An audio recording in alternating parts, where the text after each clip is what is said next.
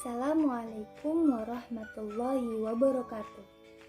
Perkenalkan, nama saya Nur Alawiyatus Saadah, Prodi Ilmu Al-Quran dan Tafsir dari Fakultas Usuluddin Adab dan Dakwah IAIN Pekalongan tahun akademik 2020-2021. Tujuan dibuatnya video ini adalah untuk memenuhi tugas ulangan akhir semester mata kuliah Fikih Ibadah yang materinya adalah Fikih Politik Hak Asasi Manusia Perspektif Al-Quran.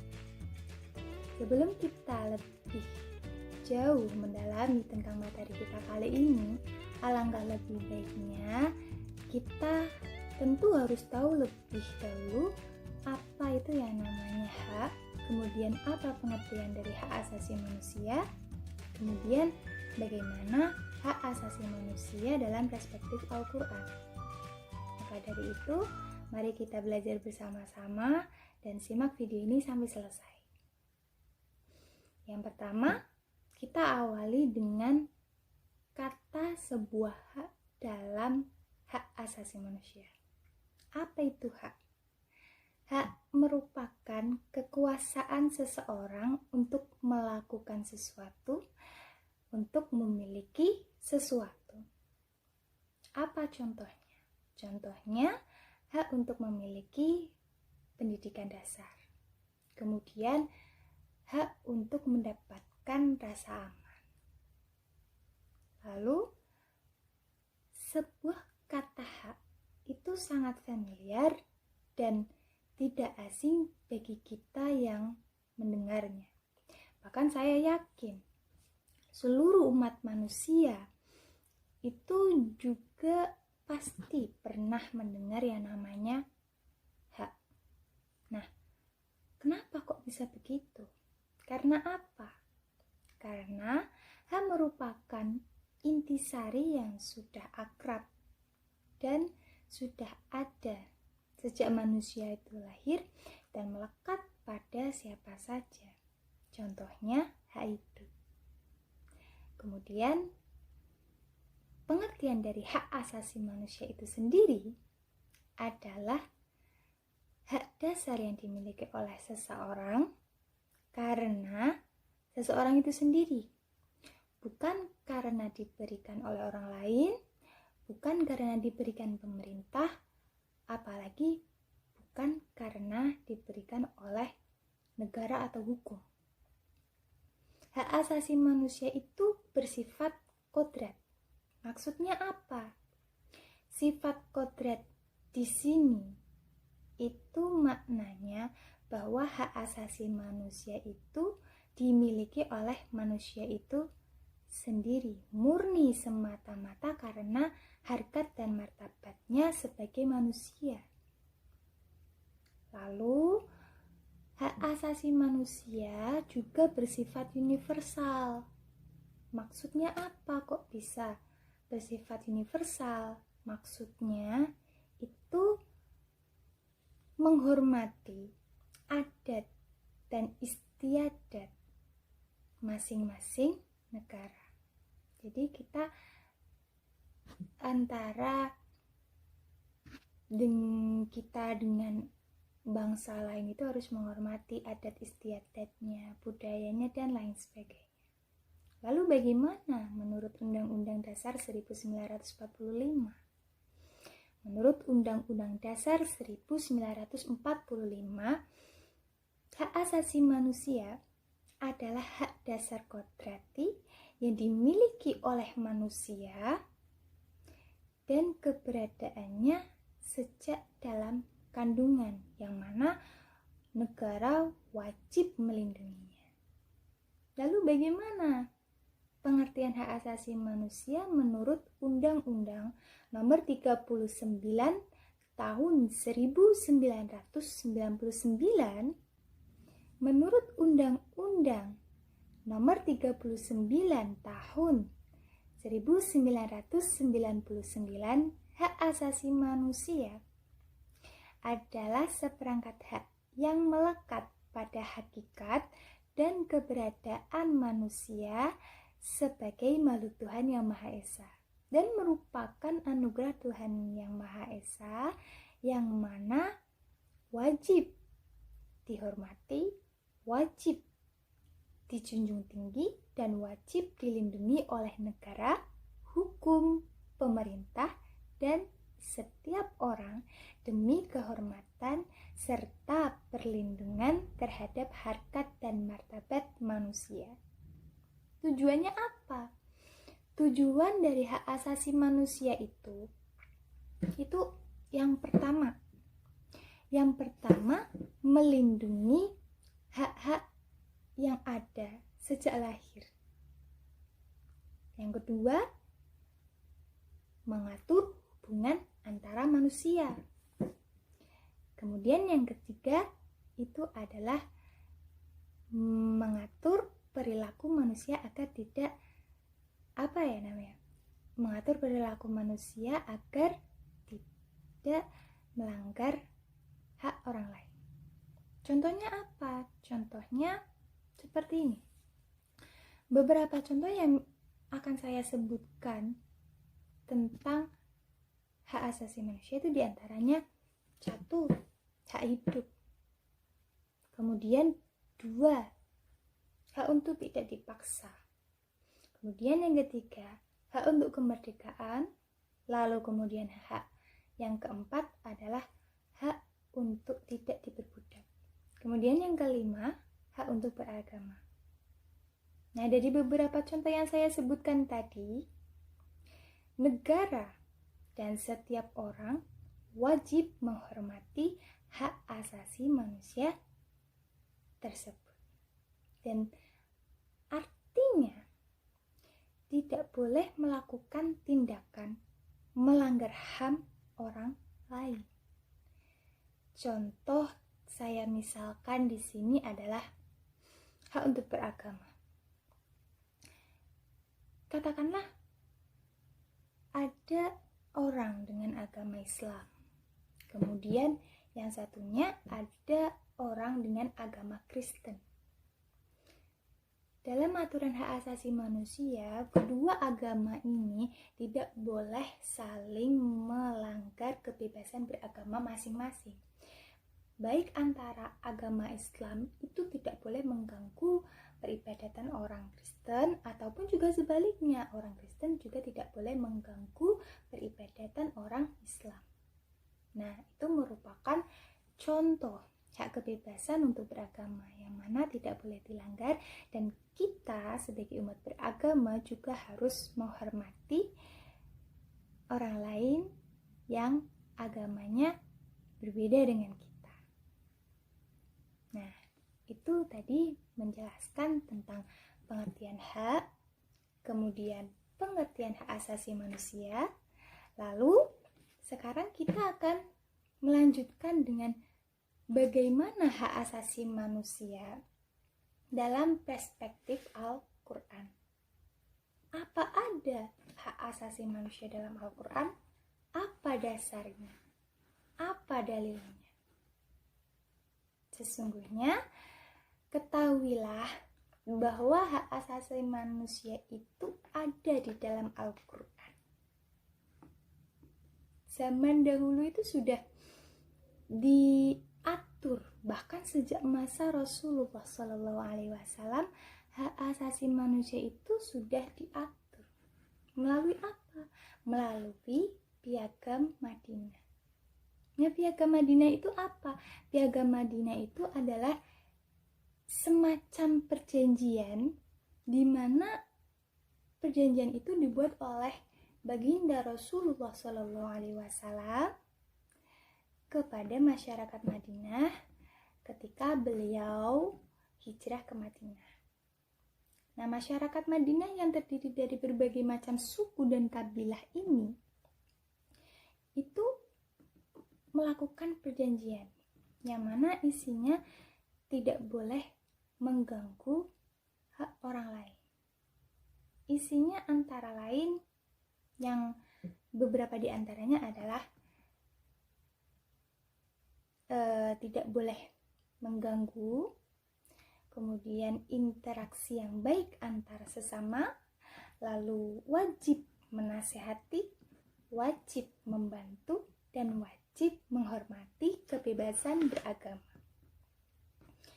Nah, bermula dari sini, Piagam Madinah ini dianggap sebagai undang-undang dasar pertama di dunia yang mengatur perilaku sosial kehidupan masyarakat Madinah sejak itu.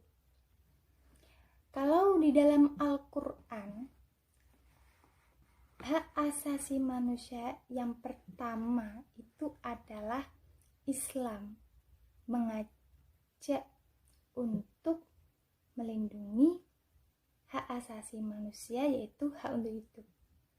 Islam menjamin adanya kelangsungan hak hidup manusia. Al-Quran secara tegas menjelaskan dalam Al-Quran surat Al-Baqarah ayat 179. Bismillahirrahmanirrahim. Walakum fil qisasi hayatun ya ulil albabi la'allakum tattaqun. Shadaqallahul azim. Artinya, dan di dalam kisos itu ada jaminan kelangsungan hidup bagi kamu, hai orang-orang yang berakal, supaya kamu bertakwa. Nah, maksud dari ayat ini itu apa? Maksudnya, di dalam kisos itu ada sebuah kehidupan. Nah, kisos itu apa? Kisos itu hukum Islam yang berarti pembalasan. Seperti kata pepatah itu adalah utang nyawa dibayar dengan nyawa. Itu yang namanya kisos. Nah, bagaimana maksud kisos dalam ayat ini, yaitu ada sebuah kehidupan? Maksudnya itu seperti ini. Jadi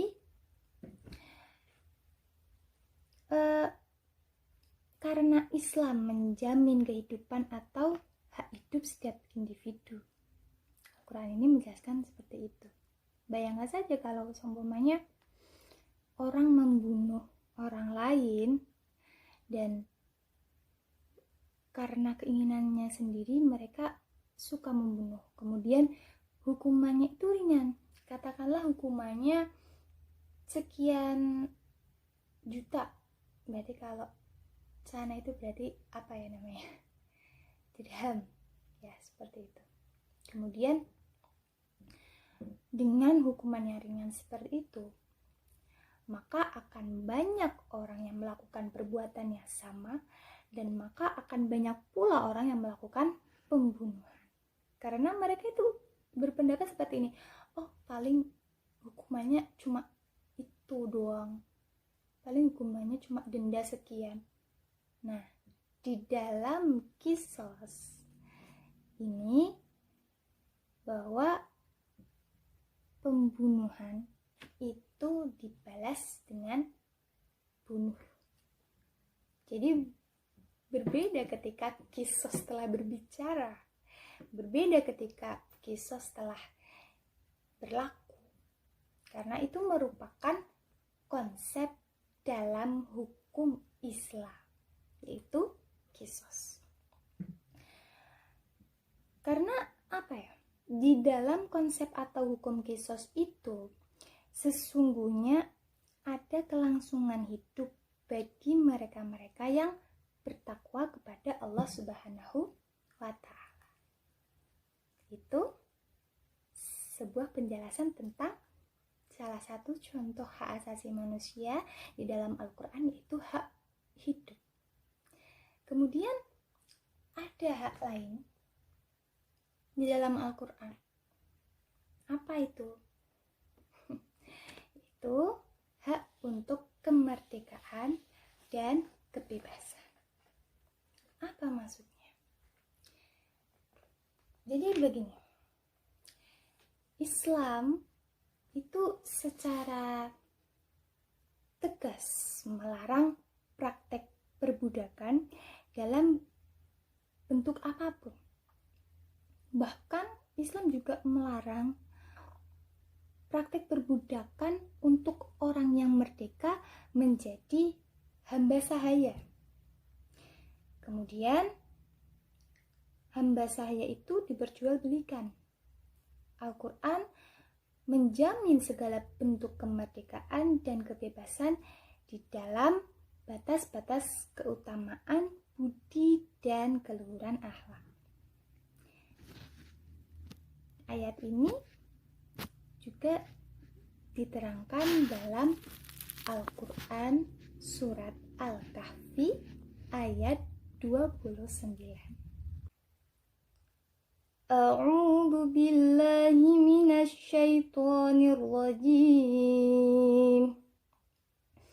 Bismillahirrahmanirrahim.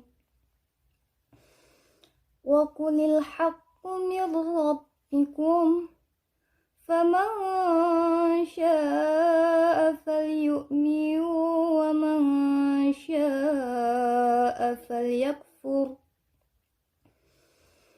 Inna a'tadna lidh-dhalimina nara ahata bihim suradiquha wa iyastaghisu bima'in kalmuhli yashwil wujuh bi'sa syarab wa sa'at murtafaqa.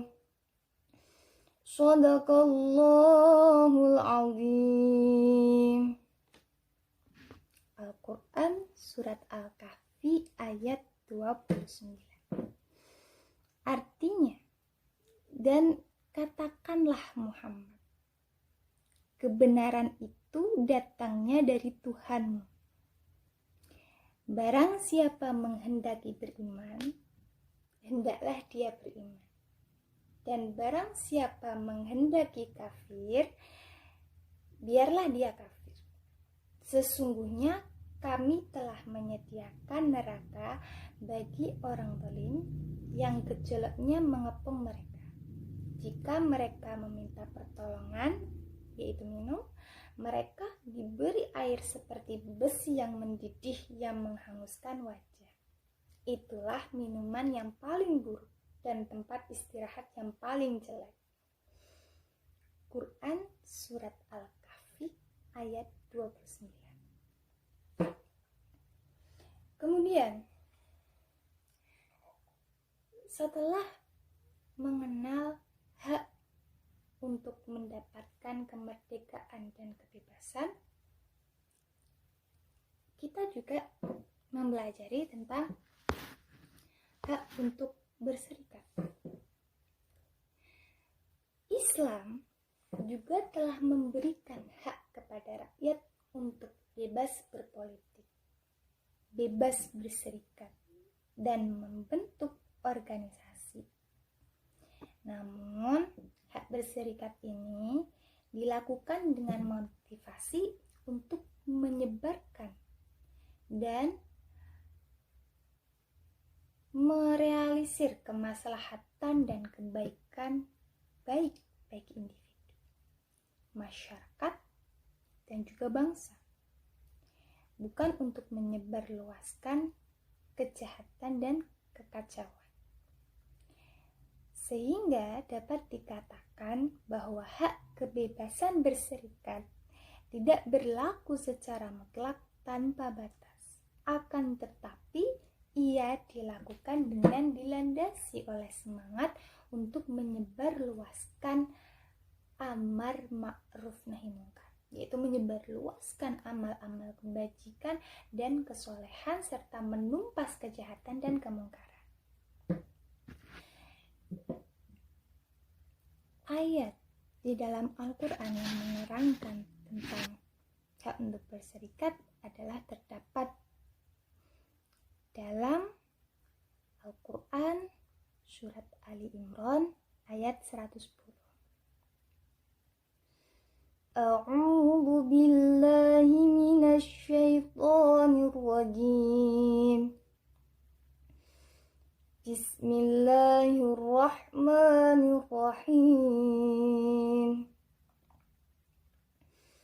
Kuntum khayra ummatin ukhrijat lin-nasi ta'muruna bil ma'rufi wa tanhauna 'anil munkari wa tu'minuna billah. Walau amana ahlul kitabi lakana khairan lahum minhumul mu'minuna wa aktsaruhumul fasiqun. Shadaqallahul azim.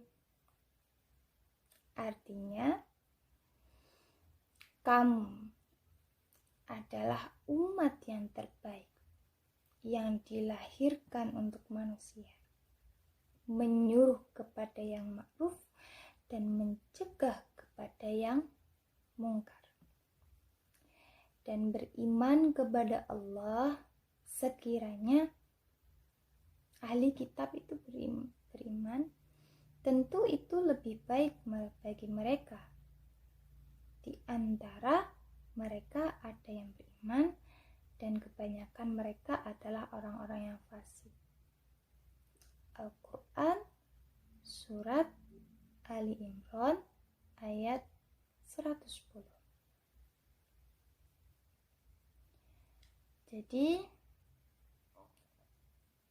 dalam ayat tersebut menerangkan bahwa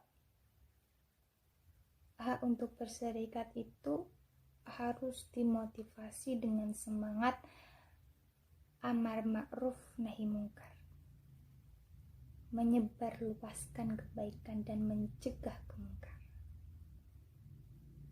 Dan saya berharap semoga kita semua menjadi para cendekiawan muda yang selalu melakukan amar ma'ruf nahi mungkar, menyebarluaskan amal kebaikan dan mencegah kemungkaran. Demikian yang bisa saya sampaikan tentang materi kita kali ini. Semoga apa yang bisa saya sampaikan itu bermanfaat, dan saya mohon maaf apabila ketika saya menyampaikan materi istilahnya itu ada salah kata, mohon dimaklumi. Sekian dan terima kasih. Wassalamualaikum warahmatullahi wabarakatuh.